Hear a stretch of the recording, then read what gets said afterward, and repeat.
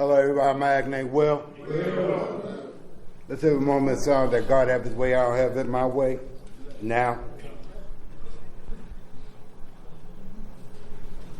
Amen. 7797 is my clean day by God's grace, his mercy. That's nothing to brag or to boast, but what he has done for me in my life. This wasn't a planned thing. Thank you, Phil. Thank you, Minnie, for letting me speak. And thanks to my sponsor for being a setup artist for getting me up here. You know, this is an honest program. No, I'm not all right with this because I don't like doing this, because I always tell the truth about this. When I first came around here, I've been around here since 1981. Only got 23 years, 2 months, and 28 days clean. But I just got just for today. This day. Man. I was the GSR and the secretary of an old home group called St. Clair Village.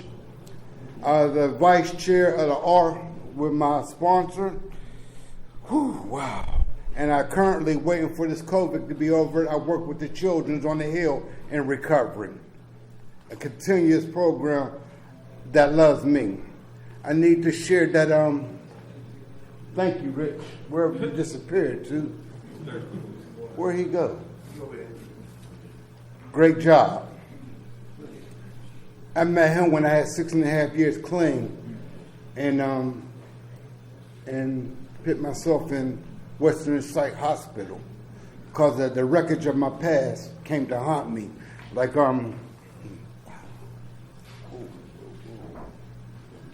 guess it got to come out. Things I have done is not so powerful. I do things in secretive, and things I did, it came back, and God got a way of bringing things back as I start doing this step work, living this program, and starting applying these things in my life. Things I had did to people that's no longer here didn't feel good, and the spirits of the demons came and started haunting the insides of me, and I didn't know what to do. I was sitting on top of Spring Hill with a 38 ready to blow my head off with 6.5 years clean. Because I couldn't take the damage of the wreckage of my past and what I had did. So much because of, wow. A more experienced member told me that was God coming back to you and your conscience giving you freedom. Giving you peace of what you had did. Now you got to go ask for forgiveness. Apply a step and work on it. But don't kill yourself. I didn't have nobody else, so I called my mother-in-law, who's a minister. She shot up where I was at. Went to my house, took all my guns, clean. I went to a meeting. I shared where I was at and what I wanted to do. And they told me, keep coming back, more will be revealed. It was people here that didn't judge me, that loved me unconditionally. I have to say that I went back to prison clean, with 1 year clean, because I didn't want to change. I just didn't want to get high. I still wanted to be hip, slip, and cool.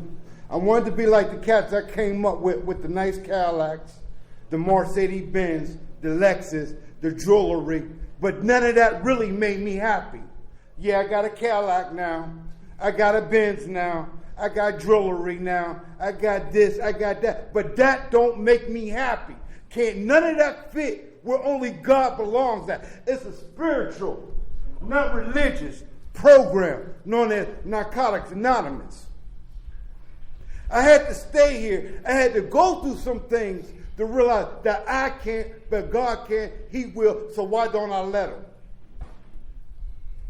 It ain't about what I wear. I was getting dressed this morning and I was cussing myself off because like you're an insult. It's so much you doing. You got a whole room full of tennis shoes over $200 and you want to go buy another pair of shoes. What is that doing? What void is I'm trying to feel that I'm not dealing with? I'm dealing with my mother died while I was in prison clean, and I couldn't be there to be the protector that I always had been for her. But my mom said, I love you. I'm just holding on. I just want to see you smile one more time, and I got to go. But see, then I got to go back and remember when I was 6 months old. And the doctor told my mother she only had 6 months to live. By grace, it's a spiritual, not religious program known as Narcotics Anonymous. My God, of my understanding, y'all told me to showed my mom grace to allow me to see 2 years clean that her baby make a change, becoming from a boy to a man. Going over there, like I heard somebody say about changing their mother's butt. Going over there having my wife change my mom's butt, because I told my mom I didn't want to see where you brought me from, but I will bring help. Watching my mom cry like a little baby in my brand new bed that I only slept one day in, and she put her in the bed and said, "Billy, take me home." I said, "Mommy, it's all right. It's just a bed. I love you." Being 19 and a half years clean, being the oldest of my father, and everybody giving him a responsibility to take his life, I have to be the responsible one to pull the plug. Go pray. Ask God for strength, understanding. How do I take something that I idolize and worship, that was my hero's life? But he said it ain't about you. It's not about him suffering no more, and how you need to be the example for others that are going to come behind you. I keep saying, I always say, whenever I have the opportunity to speak, that is a spiritual program. Spiritual meaning that I got a God of my understanding that restore me from insanity constantly, stripping me down every day. I got an incident this last 2 months, been a lot. My nephew got shot up.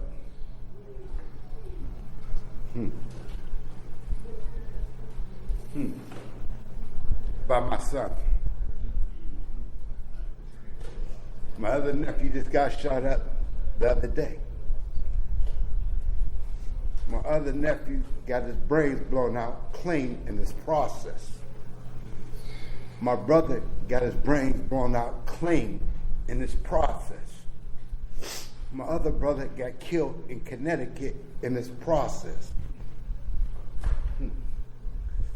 Like Tupac says, he death around the corner. That's my story.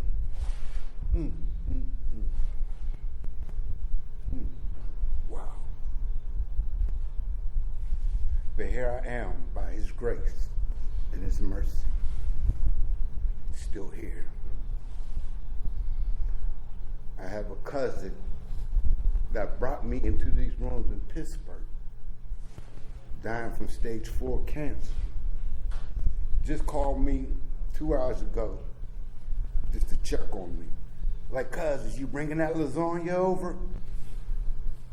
His daughter talked to him yesterday. He wanted me to make lasagna for him. So when I leave here, I got to stop and get the ingredients and make that lasagna. How I'm going to do it, I got my youngest grandkids. I got 17 grandkids, 9 children. And these two is like the two never sit down kids. And the only thing they know, their favorite word is pawpaw, pawpaw, pawpaw. So that's the joy of watching the regeneration of something that was better than what I was. That's something that this place called Narcotics Anonymous gave me. That's why I service the children. Because to see if I can help the youth before they come through the troubles of the life that I came through, I might have did something. If I only could save one, and it ain't got to be the whole world. If I could help just one person, I did my job. Because I don't want to leave this earth the way I came in this earth. And with all the damage I did, I owe too many people. I just went through a situation Thursday. My wife, 26 years marriage, hysterical, coming home from work, no disrespect for anybody's background, but the homosexual kicked my wife's foot and called her all kinds of disrespectful names. And I'm sitting there real calm, listening. And I was just talking to another addict before I spoke about this. I said, all of a sudden I just started praying quietly, internally. And God started reflecting and showing me through this 13, almost 14 years my wife been on the job. I ran to this job 4 different times with pistols and ran up the last time 2 of my sons that used to work for me ran to the job with me. And I didn't expect it to go the way it went. One locked the back door, the other one went in the front door. Well, I got a dude, I'm choking on her job about my wife. So that comes to show me that I still got a lot to work on. But when you mess with my wife or family, I don't know how I'm going to react. But this time, I did a whole lot of praying. And God did a whole lot of revealing. And I sat still. And then after it went through, I had to tell my wife, all this time I keep running up to your job. Do you think that it might be my turn this time? Do you think it might be me going back to jail this time? Did you ever think about what part did you play in the whole situation? Because the whole world can't be against you. It got to be something that you are doing. And I can't keep allowing you to destroy what God is building up in me. And that was big for me because I could never deny my wife of anything. And it made me through this program, not going through the step up once or twice, but going through the step work 3 times. God is making me look at some things, helping me with some things, and teaching me not how to react to other things. And she came to me yesterday. She said, you know what? And you're right. I got a smart mouth. Baby, you're 53 years old.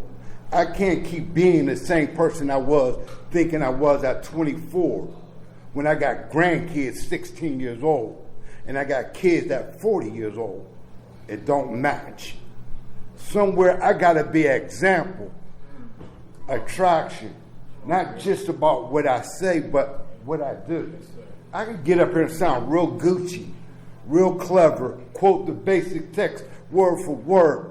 But what do I do after the 23 hours outside this meeting when I see a still suffering addict needing help? Do I turn my back on you or do I care to help the NA way? See, because it ain't about what I wear or what I got, but what do I do for people? Unconditionally, and I bring it back up. Saying that I gave you a pair of shoes. I gave you a jacket. No. Did I give you genuine love? That help you in your deepest moments when you couldn't help yourself? Because see, that's when Narcotics Anonymous did for me. In my deepest moments when I feel like I wasn't nobody. I was worthless. God through this program said I am somebody.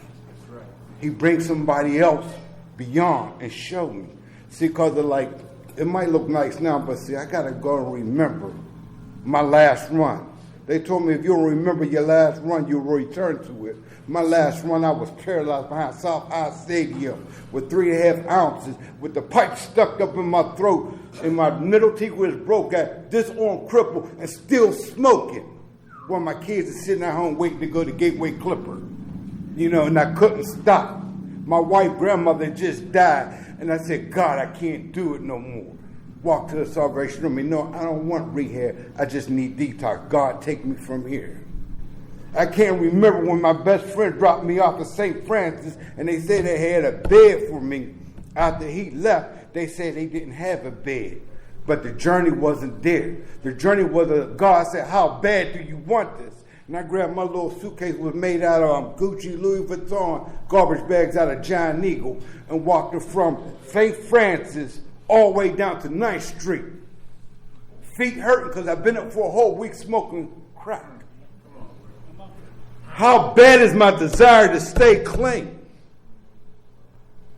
It ain't about me staying clean no more. It's about me staying clean to be there for somebody else that need me. It ain't just about me in this program called Narcotics Anonymous. It's a selfless program known as Narcotics Anonymous. What have I done for you lately?